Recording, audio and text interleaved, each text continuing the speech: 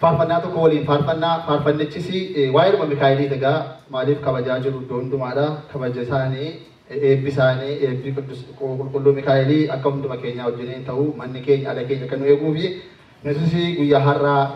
hin kabajanne jechuudha. Kanaafi anaaf addaadha kan jedhu faarsuudhaaf maqaa abbaa ilmaa afur qulqulluu bakka tokkotti amannee tiksena godheese anaaf addaadha Mikaa'el anaaf addaadha tiksena godheese mana isaa kakkana eeguudha anaaf addaadha Mikaa'el anaaf addaadha Ketina eegise mana isaa kana godheesudha. Rolo mako apana jayeto Mikaa'el abango anafadada Mikaa'el anafadada kocho sana goge manasat kana godeseda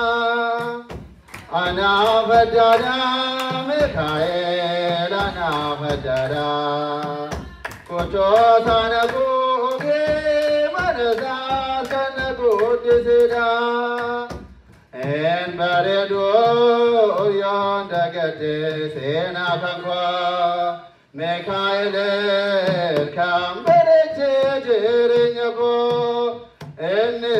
ndagane kan jedane eda dagera kanera chomo tumane Mikaa'el barasananda kanafte Mikaa'el oji kotine omjon bedese Mikaa'el mulla chukote srakarati Mikaa'el jalka basanaf saadiyati teksena kujese adaguma apanaf saadiyata Mikaa'el apago anafadada Mikaa'el anafadada kocho sana goge manasat kana godeseda anafadada Mikaa'el anafadada kocho sana goge manasat kana godeseda akangani akambodne anbobugo akambonye kanbosane embe mango gamacho kandele dada pigolo bodane narate bagado kudene po Mikaa'el Mikaa'el kuyang konsolo yosi wame Mikaa'el anakat kabi senyon jene Mikaa'el nahi galchiste jalka bako adna barichi to morako tena tise apana tateta Mikaa'el apago anafadada Mikaa'el anafadada kocho sana goge manasat kana godeseda anafadada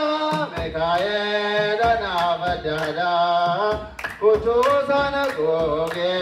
manasat kana godeseda kofisera karara jene kobase